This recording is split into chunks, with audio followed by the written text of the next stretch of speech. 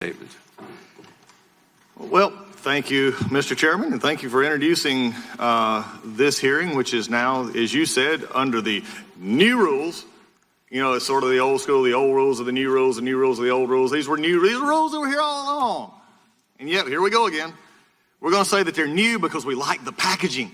I've never seen a majority so amazed with packaging in all my life. You know why? Because they can't sell what's inside. They can't sell the product. So they just keep packaging it differently. You know, I think we should call, I agree with my chairman, I think we should call this for what it is. It's just another simple oversight hearing. In fact, no, I think it's actually become this. It has become, let's read the Mueller report for audiobook. That's what we've become. We had Mr. Mueller here. Had a long day of it. Judging by all accounts, it didn't go real well. For the purpose of what you've proclaimed for over 9 months and almost 2 years, that there's impeachable offenses, as my chairman has said, clearly in the Mueller report. But here's the problem. 17 of the members of the Judiciary Committee have said that they think the president ought to be impeached. So why are we still investigating it? 17, you get some more. The problem is you don't have the votes. You don't have the numbers. And even if you got it out of this committee, you don't have it on the floor. That's your problem. So the thing that we're going to do is we're going to drag this committee through oversight hearings, talking about things that have been talked about ad nauseum. We're going to talk about it. We're going to put filters up. We're going to say what it really is or really is not. While in all the things, we're going to try to imply that this president shouldn't be president. You know, it is really interesting to me that we just heard just a moment ago that it was said that these made-up rules at DOJ. Well, it's interesting that now they're made-up rules. They wasn't made-up rules when Obama administration used them. Were they made-up rules then? Just asking for a friend. You know, this is amazing. As we come into this situation, the chairman also said that while we're doing this and stopping committees from searching into products like the immigration issue and foreign influence, I just want to remind everybody here watching and everybody here to see the show today, and also to remind the majority that they have complete jurisdiction over immigration. We have complete and total jurisdiction over immigration for the most part. All we have to do is, if you want to fix the border, put a bill up. You don't want to do that. You like this. You like having the press here. You like the cameras because it makes it appear like something's happening that's not. But the real thing, and it's coming out starting, the American people are starting to get it. They're starting to get it that if you're just howling at the wind, you're not doing anything. You're making them think you are, but you're not. So don't bring to me immigration anymore that you want to deal with it. You just want to bring administration officials in here and yell at them because what you don't like is happening. And I agree, we need to fix it. Bring us a bill, bring my bill, bring your bill, but do something about it. Quit talking about it. Foreign influence. The only real thing we all agree on in the Mueller report was foreign influence from Russia, but yet where's the bill? Where's the bill?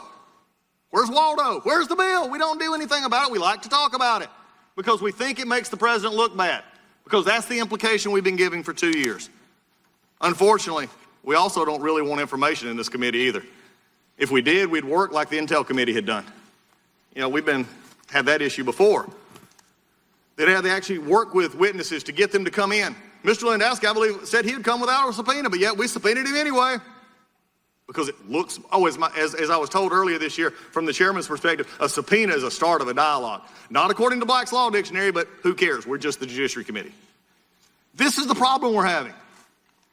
This committee does not want to interview Don McGahn behind closed doors. They want him in front of everybody. They want to do this out front. They don't try to actually get information. That's what real oversight is. Real oversight is trying to get information. But we don't do that. I understand it's tough making a promise and not keeping it. I understand. All of us in this room can relate to a time when we made a promise and we couldn't keep it. My majority made a promise. We'll impeach him. We'll investigate him. For most of them, it happened in November 2016 because they couldn't believe that Donald Trump won. And they still can't get over it today. So what do? We have public hearings, lots of flashbulbs, embarrassing the president, not gathering facts, not investigating, not doing oversight. This is certainly not being fair, but we like to issue subpoenas. We're setting a world record at that. 40 times faster than the previous chairman. But we don't want any answers because we're not willing to engage in dialogue to get information from folks. And you know how I believe that this is more just wanting to get it here? Is because it's not like Mr. Lewandowski has had silence on this issue. He's testified before Senate Select Committee on Intelligence. He's testified before House Permanent Select Committee on Intelligence. And now he's also voluntarily testified for the special counselor, by the way, it's Mr. Mueller. And we've had access to all of his summaries of his testimony. This is not new, but yet it is new because it's another time to rehash an old story. You know, this is the fall. This is when the ABC and NBC and all the broadcast folks, they bring out their new shows. This isn't the summer rerun season. We should get into something new, but I just want to show you one last thing before I turn it back over and, you know, we'll get the popcorn and the show going. The Judiciary Committee is the Judiciary Committee for a reason. It's because we oversee the court system. And for any person who has actually been here, and actually an attorney in this room who's actually appeared before a judge is pretty stickler for rules. And I just want to point out something. It may be trivial, and I know some will laugh and some won't care, but for some of us it does matter. The subpoena today for Mr. Lewandowski and the others said 10 a.m. this morning. This just shows you how impulsive and poorly designed this entire sort of faux impeachment charade we're doing. The subpoena is not even properly. The subpoenas were here for all three to compel them at 10 o'clock this morning, but today's hearing's at 1, not 10. The witnesses lack appropriate notice for the hearing today. That's a simple, basic subpoena issue. But we're the Judiciary Committee. I can understand this, and no offense, natural resources, I can understand if they get it wrong. Or transportation. I don't understand how judiciary gets this wrong. The chairman wants to hold people in contempt for not showing up. Try to enforce this in court. Because there's no extra letter. There's no clarification of time. And when I was given a subpoena for my client to appear in court, what time do you appear in court? Whenever you feel like it? No, at the time it says. Unless the court or the officer giving the subpoena says differently. The chairman's only option for success here is to issue, well, we could do this, I guess, because we've wasted enough time on other things. We reissue new subpoenas with a new date, new time, and hold a new hearing.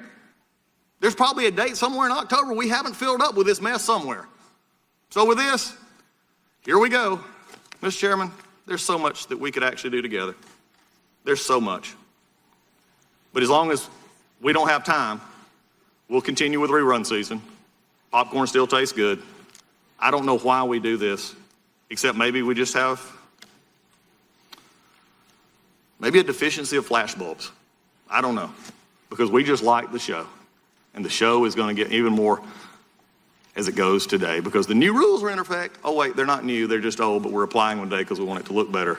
And I have one more of those we'll talk about later when we get to some other questions later. With that, I yield back.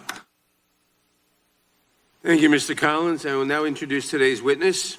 Corey Lewandowski is a political consultant and commentator. He previously served as the